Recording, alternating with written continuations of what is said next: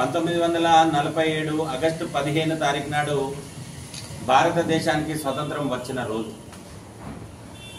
మరి భారతదేశంలో నడిబొడ్డులో ఉన్న నిజాం సంస్థానానికి మాత్రం 1948 సెప్టెంబర్ 17 వరకు స్వాతంత్రం రాలేదు.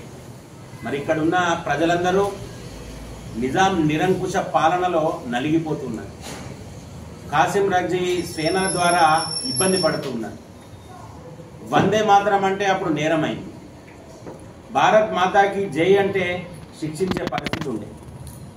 మరి ఆ రోజు ప్రతి ప్రాంతంలో ఎక్కడనైతే స్వాతంత్రం కోసం తిరుగుబాటు జరిగిందో ఆ ప్రాంతాలలో సామూహిక ఉరివేయడం, అదే రకంగా సామూహిక కాల్పులు, అదే రకంగా తెలంగాణ ప్రాంత మహిళలను నగ్నంగా బతుకమ్మలాడించడం, మరి కార్యక్రమాలన్నీ మనకు భారతదేశానికి స్వతంత్రం వచ్చినాక కూడా సుమారు 16 నెలలు ఏదైతే తెలంగాణ ప్రాంతం, అదే రకంగా మహారాష్ట్ర ప్రాంతం, అదే రకంగా కర్ణాటక ప్రాంతం, 3 ప్రాంతాలలో కలయికగా ఉన్న నిజాం సంస్థానం మాత్రం స్వతంత్రం రాకుండా వాళ్ళ కబంధ హస్తాల్లో నలిగిపోతూ ఉన్నది. మరి దీని గురించి పట్టించుకునే పరిస్థితులు ఎవరు లేకుండారు.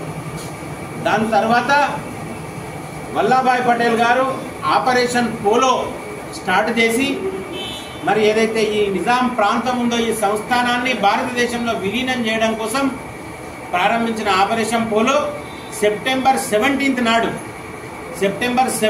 నాడు నిజాం రాజు భారతదేశ హోంశాఖ మంత్రి అయిన వల్లభాయ్ పటేల్ గారు చేసిన ఆపరేషన్ పోలోకు తలవంచి ఆ రోజు వారికి లొంగిపోయింది కనుక ఆ రోజు మనకు స్వాతంత్రం సిద్ధించింది.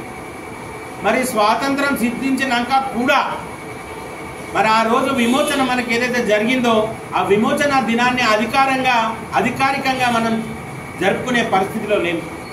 స్వాతంత్రం వచ్చిన తర్వాత అయినా కానీ, నేడు రానున్న రోజుల్లో తెలంగాణ రాష్ట్రం ఏర్పడ్డాక కానీ, అప్పటి ఉద్యమ నాయకుడైన కేసీఆర్ ముఖ్యమంత్రి అయిన తర్వాత కూడా దీన్ని విమోచన దినంగా కాకుండా ఎంఐఎం పార్టీ అసదుద్దీన్ ఓవైసీ పార్టీకి తలొగ్గి దీన్ని జాతీయ సమైక్య దినంగా చేసిండు తప్ప విమోచన దినంగా ప్రకటించలేదు, విమోచన దినాన్ని జరపలేదు. అదే రకంగా ఇప్పుడున్న ప్రభుత్వం కూడా సెప్టెంబర్ 17 విమోచన దినంగా జరిపే పరిస్థితిలో లేదు.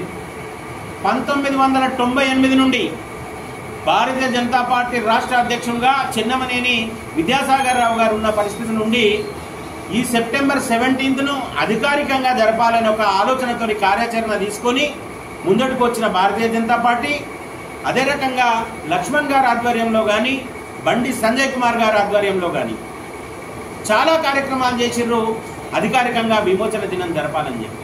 ఇక్కడ ఉన్న రాష్ట్ర ప్రభుత్వాలు ఓటు బ్యాంకు రాజకీయం చేస్తూ విమోచన దినాన్ని జరిపే పరిస్థితిలో లేదని 2022వ సంవత్సరం సెప్టెంబర్ 17 కేంద్ర ప్రభుత్వం విమోచన దినంగా ప్రకటించి అప్పటి నుండి ఇక్కడ కార్యక్రమాలు జరపడం స్టార్ట్ అయింది.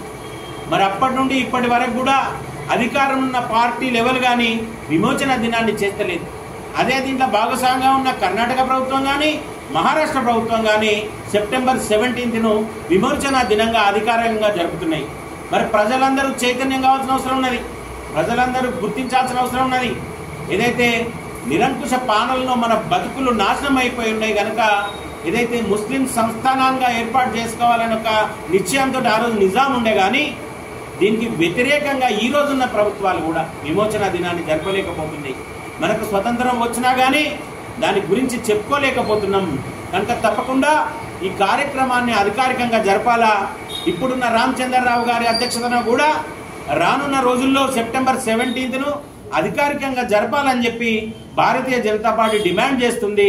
కనుక తెలంగాణ ప్రాంత ప్రజలందరూ దీనికి గాను ఆలోచించి చైతన్యవంతులుగా ఉండి ప్రభుత్వంలో ఈ సెప్టెంబర్ 17 అధికారికంగా విమోచన దినంగా ప్రకటించేదాకా మన ఉద్యమం కొనసాగించాలని కోరుకుంటూ భారతీయ జనతా పార్టీ ఆధ్వర్యంలో ఎటువంటి పరిస్థితులైనా దీనికోసం మేము పోరాటం చేస్తామని పత్రికాముఖంగా తెలియజేస్తూ దీని కోసం ప్రజలందరూ భారతీయ జనతా పార్టీతో కలిసి ముందుకు రావాలని కోరుకుంటున్నాం. భారత్ మాతాకి జై.